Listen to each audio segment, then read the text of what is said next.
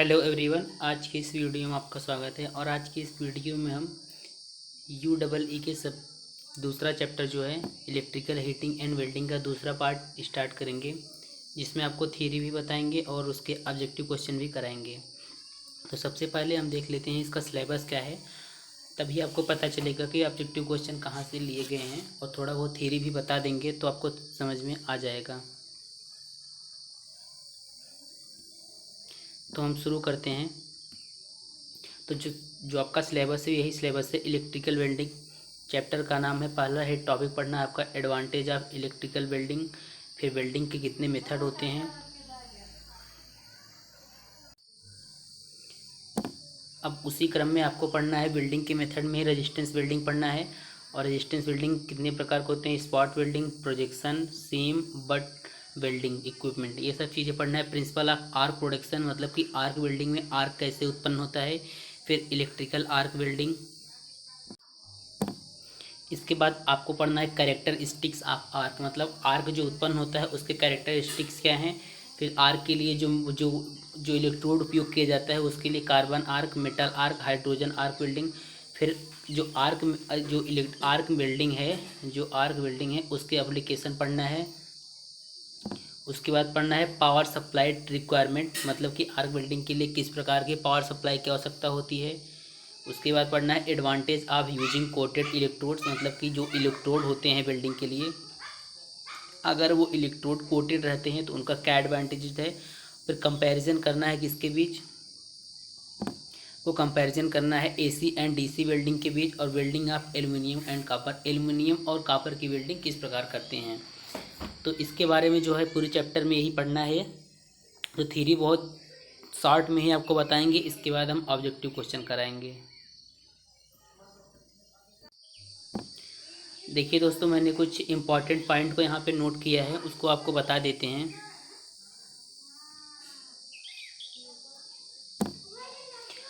दोस्तों, आपको पता होगा कि इंडस्ट्री में जब भी कोई कार्य होता है तो उसमें हमें कभी न कभी जैसे दो वस्तुएं तो इनको जोड़ने की आवश्यकता होती है। तो इन वस्तुओं को जो है जोड़ने के लिए हम क्या प्रयोग करते हैं, तो वैसे तो नट बोल्ट का भी प्रयोग करते हैं, अब स्क्रू वगैरह का प्रयोग करते हैं, लेकिन परमानेंट ज्वाइनिंग के लिए हम क्या करते हैं, वेल्डिंग ही करते हैं। तो वेल्डिंग एक ऐसी प्रक्रिया है जिसमें हम क्या करते हैं, परमानेंट ज्वाइंट कोई भी दो वस्तुओं को करते हैं। तो अब देखिए जो पहला पॉइंट है आपका वो क्या है, अस्थाई जोड़ के लिए वेल्डिंग का प्रयोग हम करते हैं, और धातुओं को गलन बिंदु तक गर्म करके जो वेल्डिंग होता है उसमें क्या किया जाता है, जैसे दो वस्तुएं इनकी वेल्डिंग करना है तो हम क्या करते हैं, उनको धातुओं को गलन बिंदु तक गर्म करके और जोड़ने की प्रक्रिया करते हैं। इसी को क्या बोलते हैं, वेल्डिंग बोला जाता है। अब तीसरा पॉइंट है कि धातुओं को विद्युत की सहायता से उनके गलनांक तक गर्म करके जोड़ने की प्रक्रिया को इलेक्ट्रिकल वेल्डिंग कहा जाता है। आपको शॉर्ट में बता दिया कि वेल्डिंग क्या होता है। नेक्स्ट अब पॉइंट देखते हैं।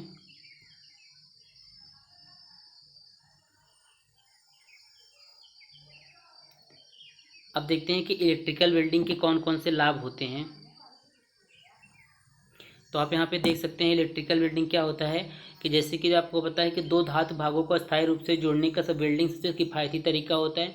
और जो वेल्डिंग, जैसे कि अगर आप दो वस्तुओं को जोड़ने के नट बोल्ट वगैरह का प्रयोग करते हैं तो ये ज़्यादा किफ़ायती तरीका नहीं होता है, लेकिन वेल्डिंग क्या होता है, बहुत ही किफ़ायती तरीका होता है। और इस प्रक्रिया द्वारा बनाया गया जोड़ जो होता है, अन्य विधियों से जोड़ बनाते हैं आप, उससे कहीं अधिक मजबूत होता है। और इस वेल्डिंग की प्रक्रिया द्वारा जो जोड़ बनता है वो अच्छी क्वालिटी का होता है। तो अब देखते हैं इसमें कि वेल्डिंग के कितने मेथड हो सकते हैं। जो पहला आपका टॉपिक है वो रेजिस्टेंस वेल्डिंग है। तो रेजिस्टेंस वेल्डिंग को क्या को बोलते हैं, इसको प्लास्टिक वेल्डिंग भी कहा जाता है। यह एक प्रकार का दाब वेल्डिंग है। देखिए जो ऑब्जेक्टिव क्वेश्चन का जो एग्जाम होगा, इसीलिए हम थ्योरी नहीं बता रहे हैं। अगर आप चाहते हैं कि हम थ्योरी का भी वीडियो बनाए तो हमने इसका पूरा नोट्स बना के रखा है, तो अगर आप कहेंगे तो नोट से हम आपको पढ़ा सकते हैं। तो इसके बाद देखते हैं कि तीसरा पॉइंट क्या है, यांत्रिक दाब, मतलब कि मैकेनिकल प्रेशर के द्वारा यह काम करता है जो रेजिस्टेंस वेल्डिंग होता है। और यह किस सिद्धांत पर काम करता है, H=I²RT, जूल के सिद्धांत पर कार्य करता है। और रेजिस्टेंस वेल्डिंग जो होता है इसका प्रयोग हम 2 mm मोटी धातु की चादरों को ज्वाइंट करने के लिए और मोटर कार का उत्पादन करने वाली फैक्ट्री में होता है। अब आगे आपको जो पढ़ना है वह है कि रेजिस्टेंस वेल्डिंग कितने टाइप्स के होते हैं।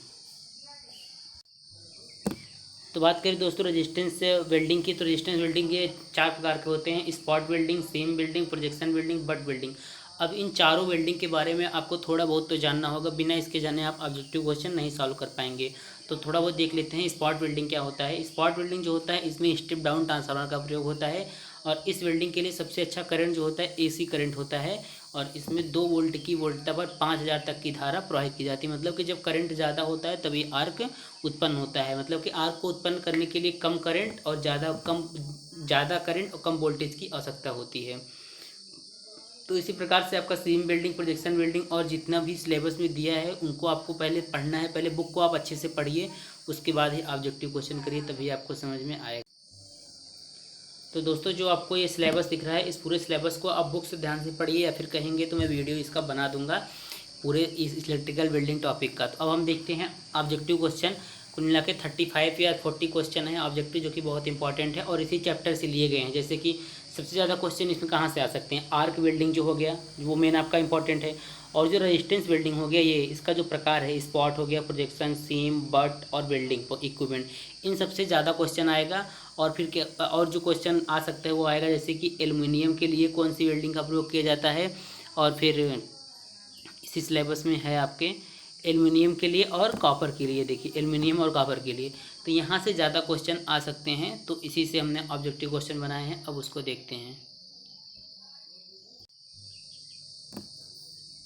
तो ये है आपका पहला ऑब्जेक्टिव क्वेश्चन है, जो कि इलेक्ट्रिकल वेल्डिंग चैप्टर से है। तो पहला क्वेश्चन क्या कर रहा है कि आर्क वेल्डिंग में इलेक्ट्रोड द्वारा पिघली हुई धातु को कहते हैं। मतलब कि जब दो वस्तुओं का हम वेल्डिंग करते हैं, आप देखते हैं जब वेल्डिंग करते हैं तो कुछ धातु यहाँ पे पिघली हुई धातु दिखती है। अब उसी धातु को आपको नाम बताता है। 4 ऑप्शन है, फिलर धातु, बेस धातु, आर्क धातु, इनमें से कोई नहीं। तो दोस्तों इनमें से जो आपका सही ऑप्शन है उसे क्या बोलते हैं, उसे बोला जाता है फिलर धातु से बोलते हैं। तो इसमें पहला वाला ऑप्शन सही है। अब दोस्तों जो दूसरा क्वेश्चन है, वो क्या कर रहा है कि आर्क का पूरा नाम क्या होता है। तो जो आर्क वेल्डिंग में आर्क उत्पन्न होता है उसका आर्क का पूरा नाम क्या होता है। पहला है असिस्ट रिकंस्ट्रक्शन कंपनी, दूसरा है असिस्ट रिकंट्रोल कंपनी। तो जो पहला ऑप्शन इसमें है वो सही है। इसको आर्क का पूरा नाम होता है असिस्ट रिकंस्ट्रक्शन कंपनी। अब आपके सामने तीसरा क्वेश्चन है। तीसरा क्वेश्चन क्या कर रहा है कि आर्क वेल्डिंग में आर्क का तापमान होता है। मतलब कि जब हम वेल्डिंग करते हैं दो वस्तुओं के मध्य, तो जो आर्क उत्पन्न होता है उसका तापमान कितना होता है। 4 ऑप्शन है। पहला ऑप्शन है 100 डिग्री, दूसरा 1000, तीसरा 3500, चौथा 35000। तो इसमें से जो आपका ऑप्शन सही है वो तीसरा ऑप्शन सही है। तो इसमें तीसरा वाला ऑप्शन सही है।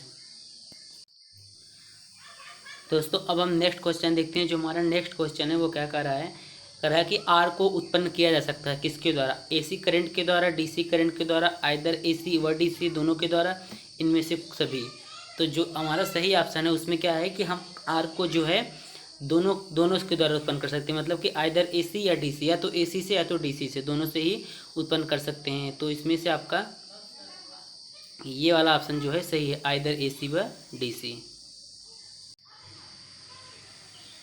दोस्तों हमारा जो नेक्स्ट क्वेश्चन है वो क्या कर रहा है कि आर्क वेल्डिंग में AC आपूर्ति, मतलब AC supply voltage, AC supply पर वोल्टेज का रेंज होता है। मतलब कि जो आर्क वेल्डिंग में हम AC सप्लाई देते हैं उसमें वोल्टेज का रेंज कितना होता है। पहला ऑप्शन है 1000 से 1200, दूसरा 400 से 500, तीसरा 200 से 250, चौथा 70 से 100। तो इसमें से जो आपका चौथा वाला ऑप्शन है वो सही है। जी, जब आप थ्योरी पढ़ेंगे अच्छे से तभी आपको समझ में आएगा कि इसमें 70 से 100 वोल्टेज क्यों सही है। इसमें से चौथा ऑप्शन सही है। अब दोस्तों हमारा जो नेक्स्ट क्वेश्चन है वो क्या कर रहा है कि आर्क वेल्डिंग में एक बार आर्क बनने के बाद, मतलब जब वेल्डिंग करते हैं एक बार जब आर्क उत्पन्न हो जाता है, यहाँ पे आर्क जब उत्पन्न हो जाता है उसके बाद आर्क को बनाए रखने के लिए आवश्यक वोल्टेज कितना होना चाहिए। पहला ऑप्शन है 20 से 30 वोल्टेज, दूसरा है 100 से 120, तीसरा है 220, चौथा है 100 से 500 से 1000। तो इसमें से जो आपका ऑप्शन सही है, पहला ऑप्शन जो है आपका सही है। क्यों? क्योंकि आर्क वेल्डिंग में आर्क को उत्पन्न करने के लिए आपको बता दिया था पहले कि तो वोल्टेज, कम वोल्टेज की आवश्यकता होती है।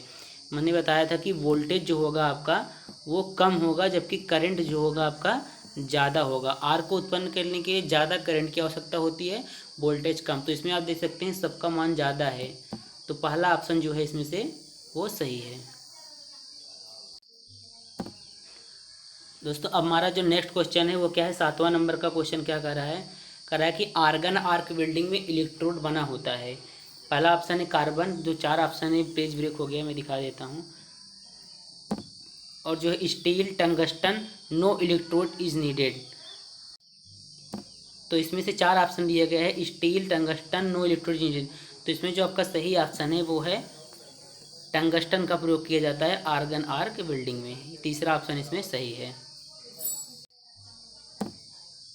दोस्तों हमारा नेक्स्ट क्वेश्चन है 8 नंबर का क्वेश्चन, वो क्या कह रहा है कि स्टील रेल मतलब स्टील की जो पाइप्स होती हैं उनको वेल्डिंग करने के लिए कौन सा वेल्डिंग का प्रयोग किया जाता है। पहला ऑप्शन रेजिस्टेंस वेल्डिंग, दूसरा thermit, argon arc welding, gas welding.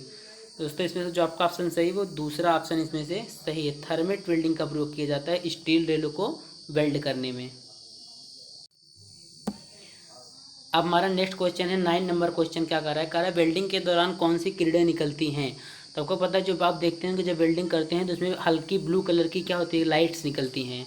तो वो कौन सी किरण होती है, ये पूछ रहा है वेल्डिंग के दौरान कौन सी किरण निकलती है। पहला ऑप्शन है गामा रेज, दूसरा दृश्य प्रकाश किरण, तीसरा पराबैंगनी किरण, चौथा इनमें से कोई नहीं।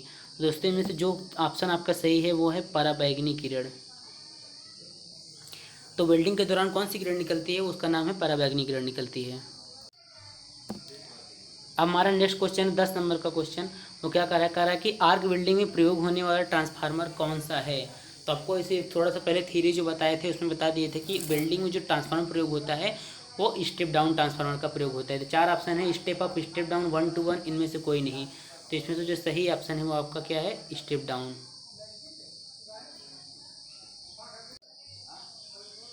अब हमारा जो नेक्स्ट क्वेश्चन है वो क्या कर रहा है, 11 नंबर का क्वेश्चन कर रहा है कि स्पॉट वेल्डिंग, जो आपको बताए थे स्पॉट वेल्डिंग बताए थे वो किस प्रकार का है, मतलब को रेजिस्टेंस वेल्डिंग होता है। रेजिस्टेंस वेल्डिंग के टाइप में आपको बताए थे कई प्रकार, स्पॉट बताए थे, बट वेल्डिंग, यही सब बताए थे। तो उसी का एक प्रकार है।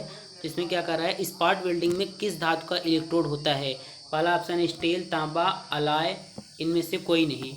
तो स्पॉट वेल्डिंग में जो इलेक्ट्रोड होता है वो होता है तांबे का इलेक्ट्रोड होता है। इसमें से आपका दूसरा ऑप्शन सही है। अब दोस्तों हमारा जो नेक्स्ट क्वेश्चन है वो 12 नंबर क्वेश्चन है। 12 नंबर क्वेश्चन क्या कर रहा है कि स्पॉट वेल्डिंग में कौन सा ट्रांसफार्मर का प्रयोग किया जाता है। ये जो सारे क्वेश्चन है वो रेजिस्टेंस वेल्डिंग के टाइप से उठाए गए हैं। तो स्पॉट वेल्डिंग में 4 ऑप्शन है, step up, auto, step down, एक ऑप्शन और है वो है इनमें से कोई नहीं। तो इसमें से जो आपका ऑप्शन सही है वो क्या सही है, तीसरा ऑप्शन सही है। आपको बताए थे कि स्टेप डाउन ट्रांसफार्मर का प्रयोग किया जाता है। तो स्पॉट वेल्डिंग में हम स्टेप डाउन ट्रांसफार्मर का प्रयोग करते हैं।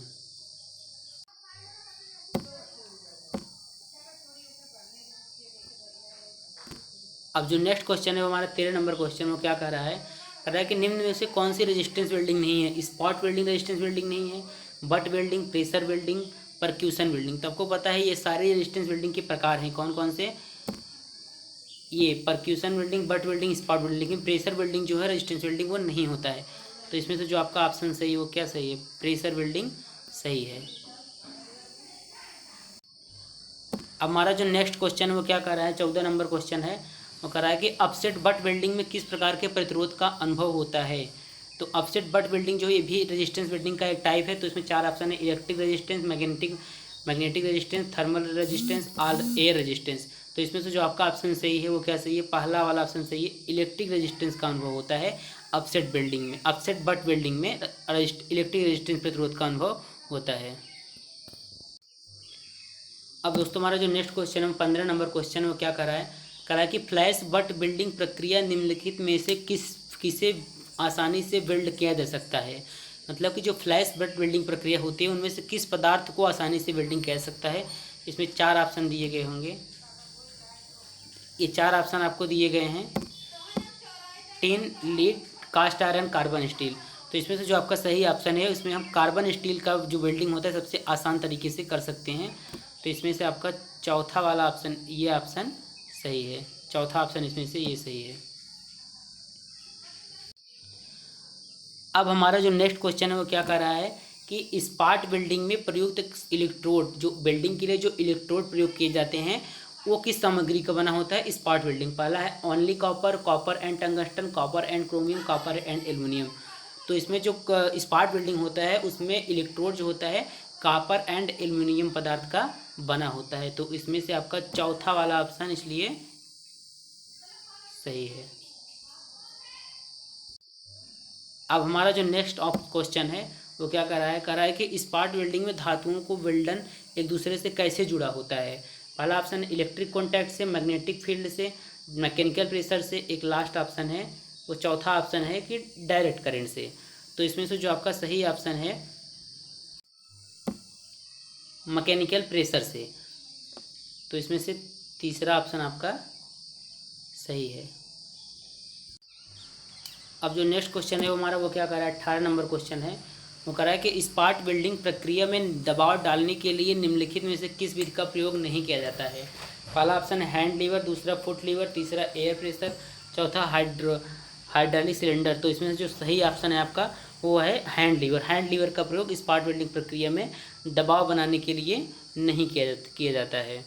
तो इसमें से पहला वाला ऑप्शन जो है आपका सही है। अब हम 19 नंबर का क्वेश्चन देखते हैं। 19 नंबर क्वेश्चन क्या कह रहा है कि स्पार्ट वेल्डिंग प्रक्रिया का उपयोग करके स्टील की को किस मोटाई तक वेल्ड किया जा सकता है। तो इसमें से चार ऑप्शन आपको दिए गए हैं, 10 mm, 11 mm, 12 mm, 13 mm। तो चारों ऑप्शन में से कौन सा, तो इसमें से जो आपका सही है तीसरा ऑप्शन सही है। 12 mm जो है 12 mm की मोटाई तक के पदार्थ को हम वेल्ड कर सकते हैं स्पार्ट वेल्डिंग द्वारा। अब जो हमारा नेक्स्ट क्वेश्चन वो कह रहा है कि स्पार्ट वेल्डिंग प्रक्रिया के संचालन के लिए आवश्यक अधिकतम बिजली आपूर्ति क्या है। मतलब कि स्पार्ट वेल्डिंग प्रक्रिया में सबसे अधिक बिजली आपूर्ति क्या है। तो चार ऑप्शन दिए गए हैं इसमें, 135 kV, 440 kV, 145 kV, 150 kV। तो हम स्पार्ट वेल्डिंग प्रक्रिया में 150 kV का प्रयोग करते हैं। तो इसमें से चौथा ऑप्शन सही है। दोस्तों अब नेक्स्ट क्वेश्चन है 21 नंबर का क्वेश्चन।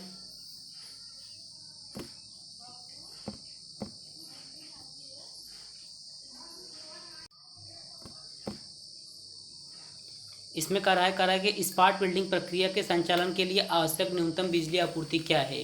अधिकतम आपूर्ति आपको बताया 150 kVA होता है और न्यूनतम जो होता है चार ऑप्शन है 10 kVA, 14 kVA, 6 kVA और 22 kVA। तो जो सही ऑप्शन है इसमें से 10 kVA। अब जो नेक्स्ट क्वेश्चन है वो क्या कह रहा है कि बिना लोड की स्थिति में आर्क उत्पन्न करने के लिए आवश्यक धारा की मात्रा कहलाती है। Open circuit current, close circuit current, short circuit current, arc current. चार ऑप्शन इसमें दिए गए हैं, open circuit, close circuit, short circuit, arc current.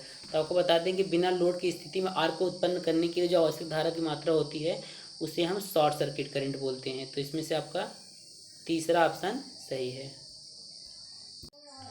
अब जो हमारा जो नेक्स्ट क्वेश्चन है वो क्या कर रहा है, 24 नंबर क्वेश्चन कर रहा है कि आर्क वेल्डिंग के लिए हम उच्च आवृत्ति के साथ प्रत्यावर्ती धारा का प्रयोग करते हैं, कम आवृत्ति के साथ प्रत्यावर्ती धारा का प्रयोग करते हैं कि डायरेक्ट करंट का प्रयोग करते हैं, इनमें से कोई नहीं। तो जो है आर्क वेल्डिंग के लिए हम डायरेक्ट करंट का प्रयोग करते हैं। तो इसमें से आपका सी ऑप्शन सही है।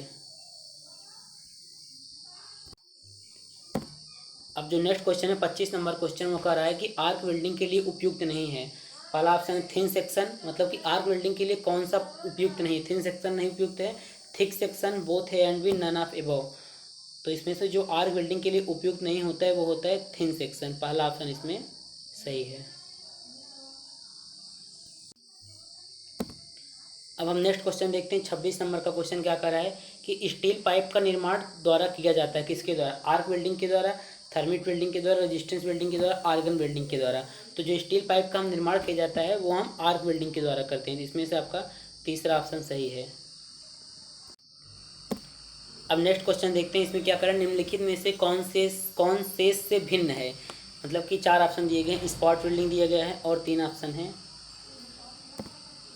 Seam welding, butt welding, argon arc welding. तो आपको बता दें कि रेजिस्टेंस वेल्डिंग के जो प्रकार बताए थे आपको, उसमें क्या है, सीम वेल्डिंग भी आता है, बट वेल्डिंग भी आता है और साथ में आपका स्पॉट वेल्डिंग भी आता है। लेकिन जो वेल्डिंग नहीं आता है वो कौन सा होता है, वो है आर्गन आर्क वेल्डिंग। तो इसमें से आपका चौथा ऑप्शन सही, क्योंकि ये सबसे अलग है, बाकी सब एक ही वेल्डिंग के प्रकार हैं, इसलिए चौथा ऑप्शन इसमें सही है।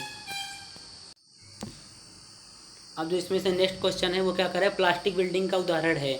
तो तो आपको बताए थे कि रेजिस्टेंस वेल्डिंग जो होता है उसी को हम प्लास्टिक वेल्डिंग भी कहते हैं।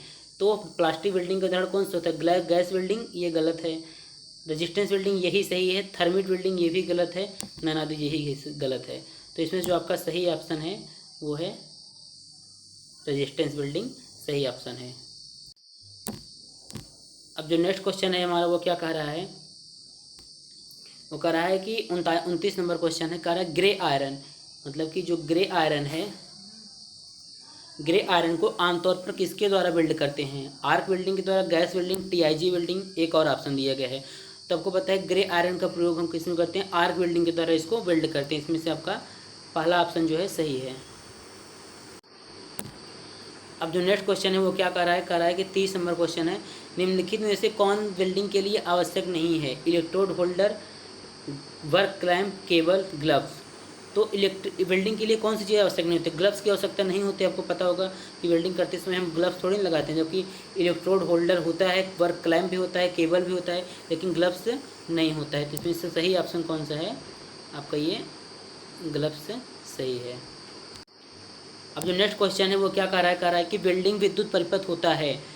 ऑलवेज अर्थ मतलब हमेशा अर्थ होता है, कभी कभी अर्थ, कभी अर्थ होता ही नहीं है। Through cable only, none of above. तो आपको बता दें कि जो वेल्डिंग का विद्युत इलेक्ट्रिक सर्किट होता है वो हमेशा क्या होता है? अर्थ होता है। तो इसमें से आपका पहला वाला ऑप्शन जो है आपका सही है। अब जो नेक्स्ट क्वेश्चन है वो क्या कर रहा है? कह रहा है कि एल्युमिनियम मिश्र धातुओं की वेल्डिंग के लिए आप किस विधि का सुझाव देंगे? मतलब कि एल्युमिनियम धातुओं को वेल्डिंग के लिए किस वेल्डिंग का प्रयोग किया जाता है? पहला है डीसी आर्क वेल्डिंग, दूसरा एसी आर्क वेल्डिंग, तीसरा टंगस्टन वेल्डिंग, चौथा एसिटिलीन ऑक्सीजन वेल्डिंग। तो आपको बता दें कि जो होता है एल्युमिनियम मिश्र धातुओं की वेल्डिंग के लिए हम टंगस्टन वेल्डिंग का प्रयोग करते हैं। इसमें से ये वाला ऑप्शन सही है। अब जो हमारे सामने नेक्स्ट क्वेश्चन है वो कह रहा है कि आर्क वेल्डिंग की स्थिति होती है, मतलब आर्क वेल्डिंग किस स्थिति में करते हैं? फ्लैट पोजीशन में, हॉरिजॉन्टल पोजीशन में, वर्टिकल पोजीशन में, ऑल ऑफ अबव। तो आर्क वेल्डिंग हम तीनों में से किसी पोजीशन में कर सकते हैं, इसलिए आपका इसमें चौथा ऑप्शन जो है सही है। अब जो इनमें से आपका नेक्स्ट क्वेश्चन है वो 34 नंबर क्वेश्चन है।